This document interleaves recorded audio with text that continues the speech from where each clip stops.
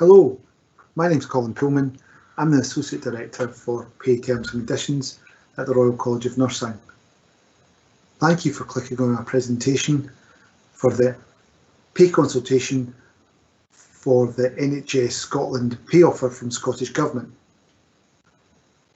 The RCN is keen to engage with our membership to enable you to vote in our consultative ballot. The ballot is going to open on Friday the 16th of April and will close at 9 AM on the 5th of May. This presentation is designed to give you information about the offer and how to vote. I'll now move to my first slide.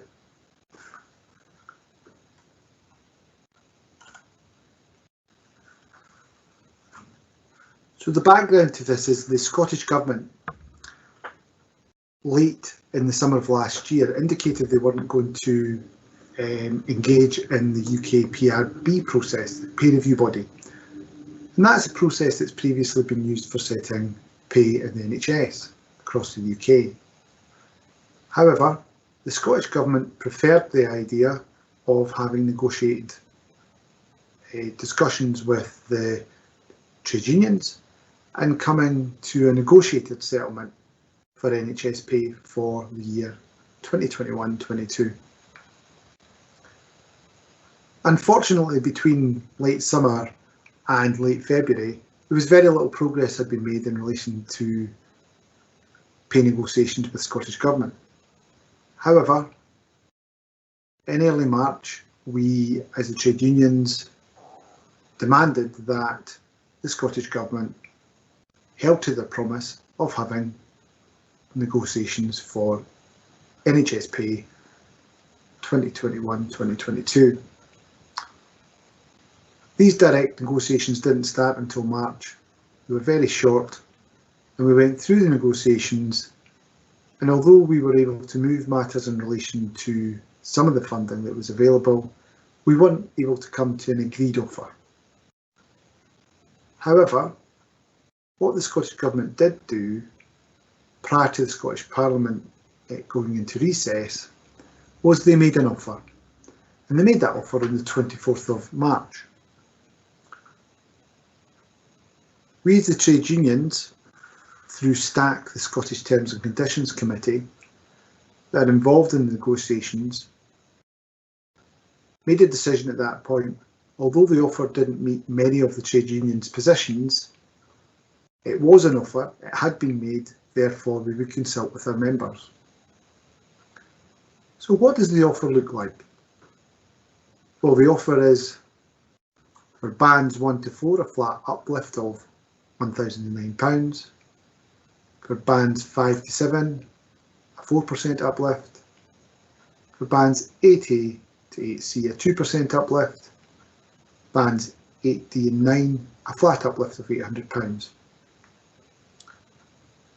It's also been offered that that will be backdated to the 1st of December 2020. All supplements that are not related to your hourly rate, like some recruitment retention premia, like distance island allowance, would be upgraded by the average of the pay bill, which is 4%. All the trade unions had different positions in relation to what their aspirations were. The RCN is very clear after we conducted a survey of our members and our policy that our ask is 12.5% across all bands. As you can see, this offer is not 12.5% and it is not across all bands. The Scottish Government's position is that this is an offer that is in line with their Scottish public pay policy, which is around about offering slightly more to those lower down the scale and then capping anybody over a certain amount, which in the NHS would be bands 8D and 9. So what does the offer look for you? This diagram shows the offer in relation to for bands 1 to 6.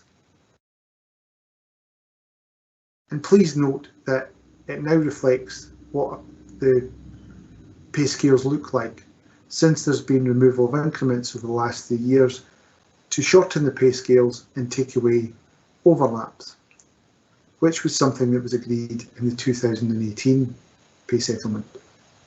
So reading across, if you look at your band, what point you're on, it shows you what rate you're on currently, the proposed rate under this offer, what percentage it represents, and then the monetary value. For example, if you were a band 2 on point 2, you would be currently on £20,606. You would then move on to £21,615. That would be 4.9% of your wage, and it'd be £1,009 in a monetary value. These are all worked out on someone who's on a full-time contract, 37.5 hours per week. Obviously, if you're part-time, it would be pro rata.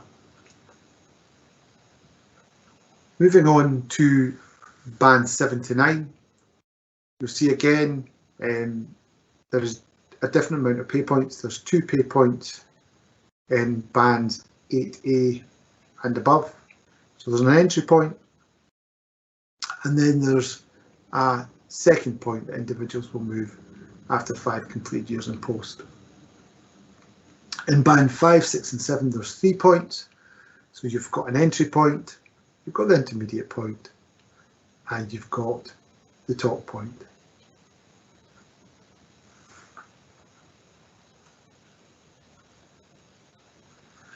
There is an additional commitment in the offer which we are obliged to share with you, and that is the Scottish Government have committed to revisit the pay offer if it was accepted after the PRB recommendation in England, if new additional resources were allocated to NHS Scotland for the year 2021-22.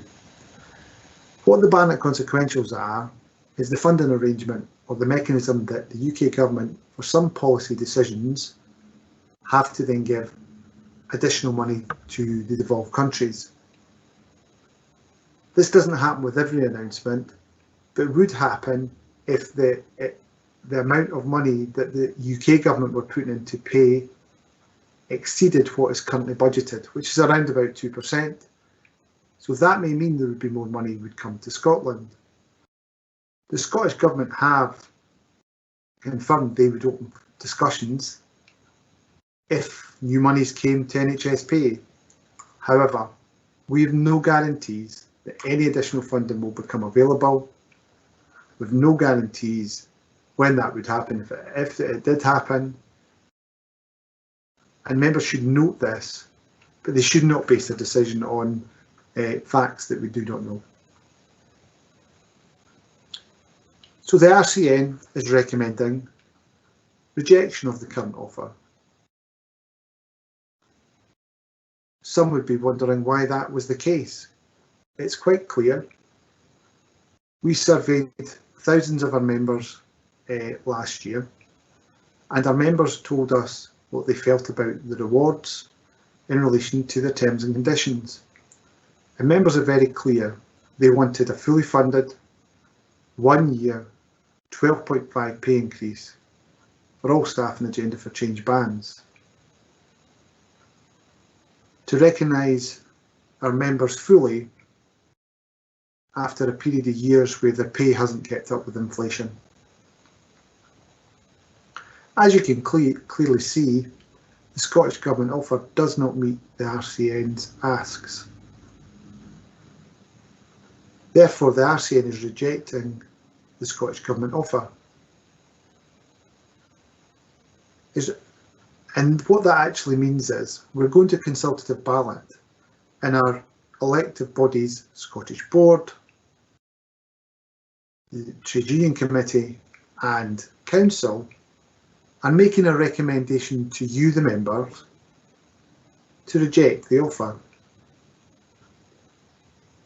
However, they are absolutely clear it's for our members to make the decision on all the information in relation to the offer, the details of the offer, the RCN's Fair Pay campaign, and each and every one of you will be given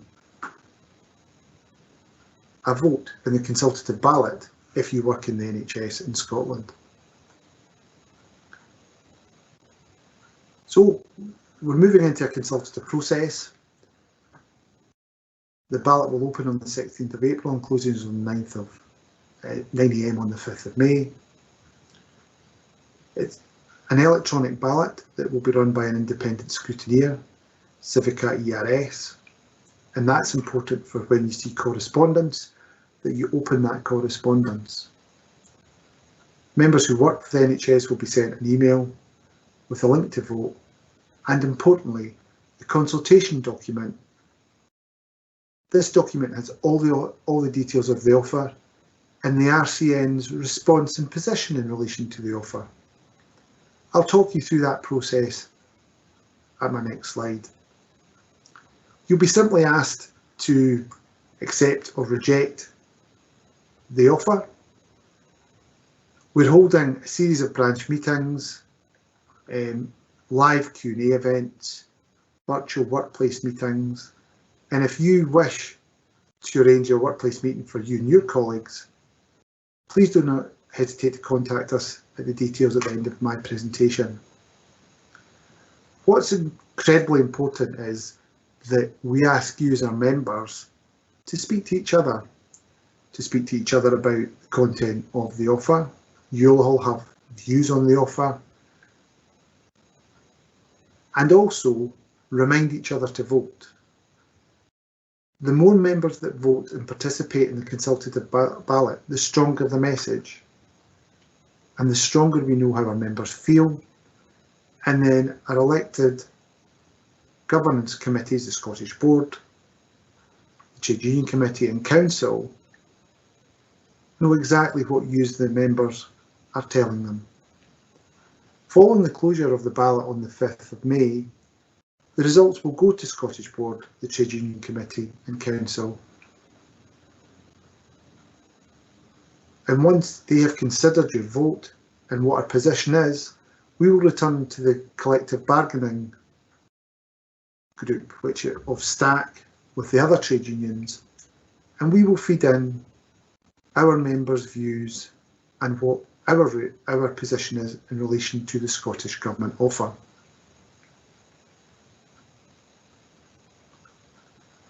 So the voting process.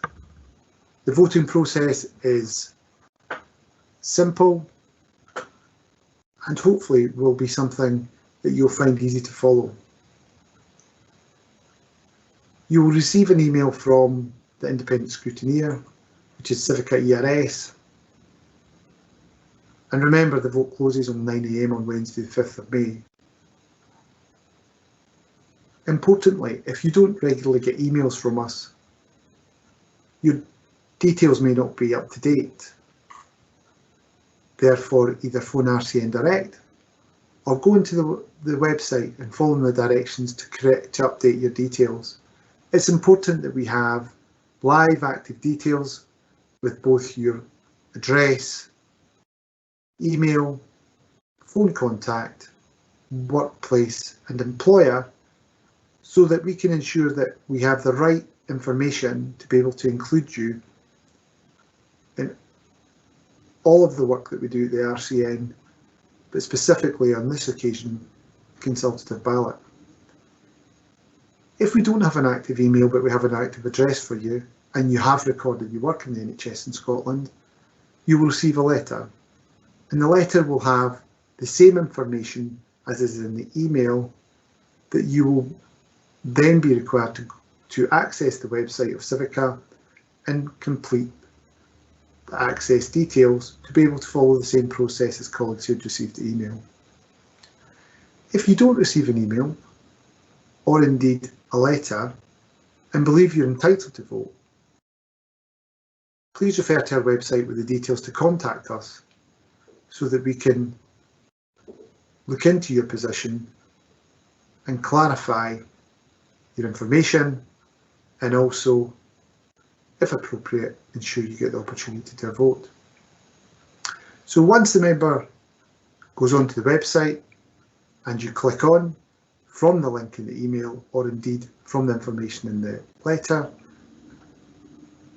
On the first page, you'll be asked to sign in, and then on page 2, you'll be asked the questions. Do you either accept or reject the offer?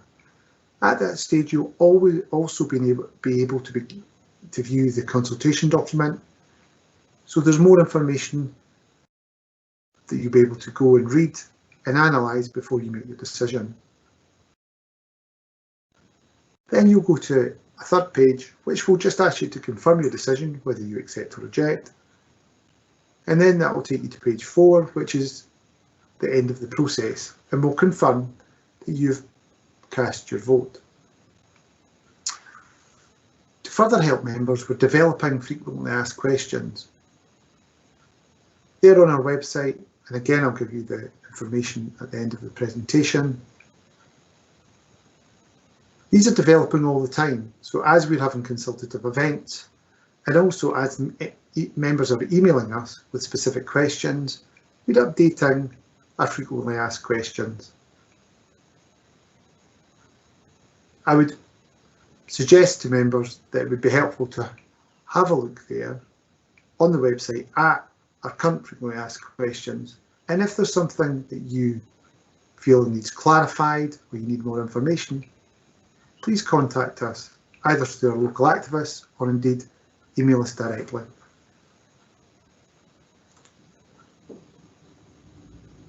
So what do you need to do? Well, we need you to do a few things, or consider doing a few things. We need you to check your email on the 16th of April to make sure you have your link to vote. If you're one of these individuals who don't have an email address, you need to watch the post and get your letter and follow the instructions on how to vote. Please read the consultation document on the website. It gives you all the details and everything you need to know about the offer and the RCN's response to the offer. Most importantly, use your vote. Please vote. Please don't forget to vote. You must vote by 9 AM on the 5th of May. Also, please speak to colleagues about the pay offer. Urge them to vote. Whatever way members feel, the important thing is this is a democratic process and they vote. The one-to-one conversations are extremely important at the moment. Because of the pandemic, we can only do limited meetings, and all of them are, not all, but majority are virtual. Therefore, that one-to-one conversation with your colleague within your workplace, your friends who are nurses and members of the RCN, engage with them and please encourage them to read about the offer and to express their view on the offer by voting. This may, the whole process, the whole issue of pay and other issues that are important to nursing at the moment, may indeed make you think about becoming more active in the RCN. We're always encouraging and looking forward to working with members who wish to become more active. There's a number of ways that you can become more active. You can attend more branch meetings. All the information on these branch meetings are on our website. Or indeed, you can volunteer to take part in a new organising model. The new organising model is a new way the RCN is looking to organise our members and support our members in becoming active. We're currently looking for expressions of interest to go forward and take part in our organising training. There's much more information on this on our website, and the initial expressions of interest close on the 3rd of May, and we'd love to hear from you if you're interested. There's also becoming a workplace rep. Many of you will know some of our workplace reps who do incredible work to support you, the members, on a day-to-day basis within employers throughout Scotland. You can either become a steward, a health and safety rep, or a learning rep. And if you show an expression of interest and wish to go forward, We of course train you and support you and continue to support you on a day-to-day basis to support your fellow colleagues within the workplace. Again, there is a huge amount of information in the Get Active part of the website. I would encourage anybody either to look at the website or indeed contact us through the email, and we'd be delighted to hear from you. So more information, you can get more information on our pay consultation at the RCN website, www.rcn.org.uk/FairPayScotland, or indeed email us directly at our email paycampaignscotland. Thank you for taking the time to look at this presentation. Please use your vote